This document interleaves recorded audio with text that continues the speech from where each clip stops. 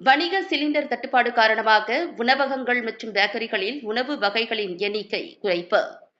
Iran அமெரிக்க போரால் cylinder தட்டுப்பாடு ஏற்பட்டுள்ள நிலையில் ஃபாஸ்ட் ஃபுட் உள்பட அனைத்து உணவு வகைகளையும் வழங்க முடியாது என பல்வேறு உணவகங்களில் அறிவிப்பு பலகை வைக்கப்பட்டுள்ளது. கோவை மாவட்டத்தில் வணிக பயன்பாட்டிற்கான சிலிண்டர் விநியோகம் குறைக்கப்பட்டுள்ளதால் உணவகம் மற்றும் பேக்கரிகளுக்கு நெருக்கடி ஏற்பட்டுள்ளது. தமிழகம் முழுவதும் உள்ள பெரும்பாலான உணவகங்களில் பல்வேறு வகையான உணவுப் பொருட்கள் தயாரித்து விற்பனை செய்து வந்த நிலையில் தற்போது உணவு வகைகள் குறைக்கப்பட்டுள்ளதாக அனைத்து உணவகங்கள் முன்பும் அறிவிப்பு பலகை வைக்கப்பட்டுள்ளது.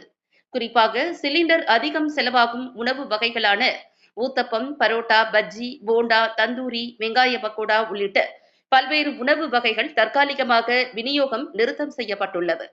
வணிக பயன்பாட்டிற்கான சிலிண்டர்கள் தட்டுப்பாடு தொடரும் நிலையில் உணவகங்கள் மற்றும் பேக்கரிகளுக்கு நெருக்கடி அதிகரிக்கும் என உரிமையாளர்கள் தெரிவித்துள்ளனர்.